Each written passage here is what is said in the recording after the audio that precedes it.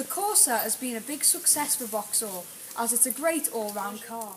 However, competitors can do better in different areas. The styling of the Corsa won't exactly set the world on fire. Nevertheless, it is smart and is detailed enough. Plus, a new generation Corsa should be here by the end of 2014. Now you may have noticed that some of the shots of the outside, you may have noticed that it's actually badged as an Opel here. And the only difference is the badge. It's badged as an Opel over here, but in the UK it's badged as a Vauxhall, which means that you still get the same nice interior that you do on the Vauxhall badged vehicle.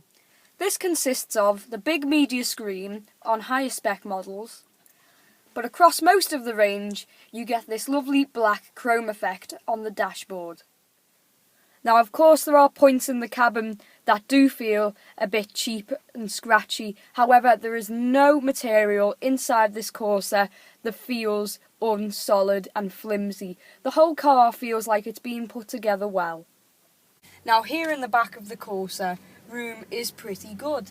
This seat in front of me is set for a 6-footer and I've still got room to spare. Plus, brilliant headroom thanks to the tall shape.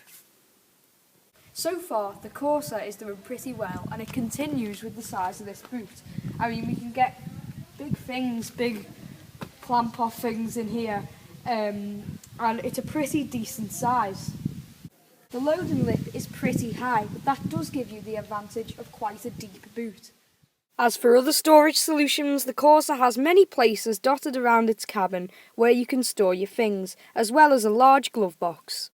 Now apparently the best engine to go for is the 1.4 petrol, as it gives the best blend between economy and performance. The smaller petrol engines are a no-go as they're quite sluggish. Overall, the Corsa apparently seems refined, comfortable and fun to drive on country roads. What problems does the Corsa have?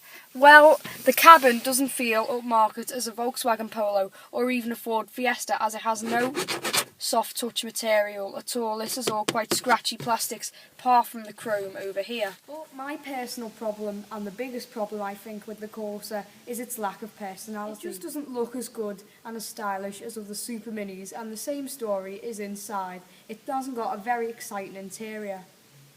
Unless you're desperate for a Corsa, then what I would do is wait for the new one that comes December 2014. The new Corsa for the end of 2014 looks like it's got much more of a personality than this one. The final disadvantage is that the Vauxhall Corsa doesn't hold its value as there's so many on the road. Nevertheless, the Vauxhall Corsa is still a good all-round car.